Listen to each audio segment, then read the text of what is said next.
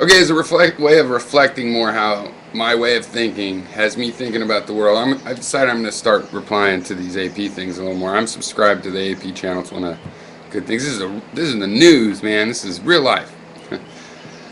So this one's about the flip camera. Here's what I think about flip camera. Now, they say it's got the touch screen and doesn't really need one. Kind of clunky.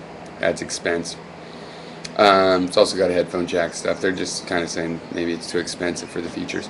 Yeah, it's got a touchscreen. Why? It's copying the iPhone, the Droid, the Palm ones, all of these touchscreen devices, because the touchscreen has become pretty cheap to build at that scale. You know, big touchscreens, still a little more difficult, but those little touchscreens, they have them pretty good. You know, they really can tell when you're touching them. I mean, I remember the first touchscreens.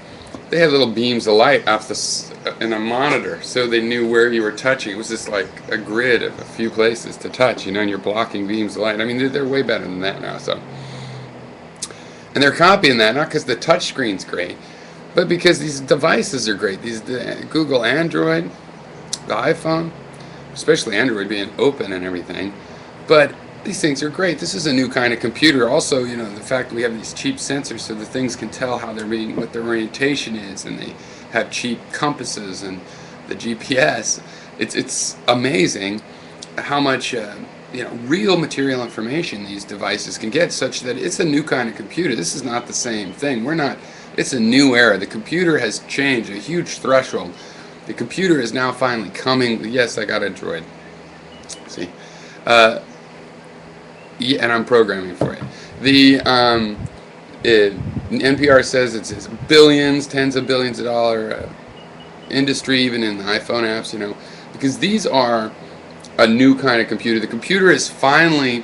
We used to have to go sit in a basement to use the computer. I'm into computers. I did this. I even liked basements. I could tell the story in a more romantic way about the basement, but it is a fucking basement, and it's dark and it's dreary, and you're in the computer's world.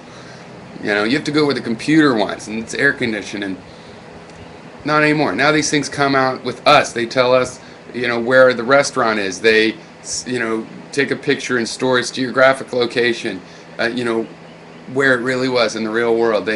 These things now come with us, and in a way, you know, and you don't want to do your taxes on one.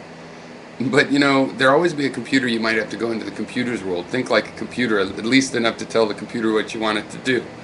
You know, these things may never become that, but that's why it's a new kind of computer. This is going to do all the kinds of things we really want it to do that it can do easy. And the other thing is the touchscreen. It is actually kind of useful, because it saves space. Ultimately, I think is the real reason. But other than that, I didn't really start to like them. I don't necessarily like them on that, but I see why they're useful. But you know, when they have the voice command, it's going to be amazing, because then, you know, then you really be saving space when you can just tell it a lot of things. You don't need to put buttons on a screen if you have a computer that, not 95% of the time, but, you know, 99.999% of the time understands what you're trying to tell it. So that's what they're doing. They're making this expensive version of the flip phone, even though it's a economy idea originally. One, because people always try to upscale when they run out of ideas, but it's to copy these devices. So there you go. Now, how is that related to relativist skepticism? That should be obvious.